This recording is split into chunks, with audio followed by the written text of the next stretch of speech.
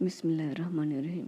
सूरह अहकाफ आयत नंबर 21 से 26 में अल्लाह पाक फरमाता है, और कौम आद के भाई हूद को याद करो कि जब उन्होंने अपनी कौम को सरजमीन अहकाफ में हिदायत की, और इनसे पहले और पीछे भी हिदायत करने वाले गुजर चुके थे कि अल्लाह के सिवा किसी की इबादत ना करो। मुझे तुम्हारे बारे में बड़े दिन के अज़ाब का डर लगता है। कहने लगे, क्या तुम हमारे पास इसलिए आए हो कि हमको हमारे माबूदों से फेर दो? अगर सच्चे हो तो जिस चीज़ से हमें डराते हो इसे हम पर ले आओ।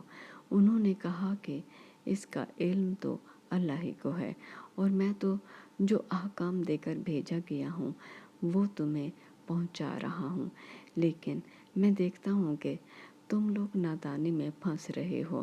फिर जब उन्होंने इस अज़ाब को देखा कि बादल की सूरत में इनके मैदानों की तरफ आ रहा है, तो कहने लगे, ये तो बादल है जो हम पर बरस कर रहेगा। नहीं, बल्कि ये वो चीज़ है जिसके लिए तुम जल्दी करते थे, यानी आंधी जिसमें दर्द देने वाला अज़ाब भरा हुआ है।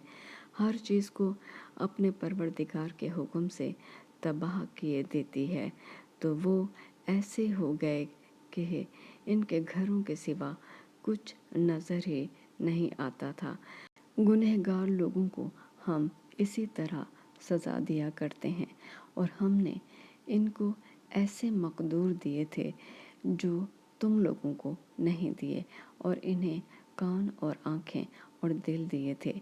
तो जबकि वो अल्लाह की आयतों से इनकार करते थे, तो ना तो इनके कान ही इनके कुछ काम आ सके, और न आँखें और न दिल।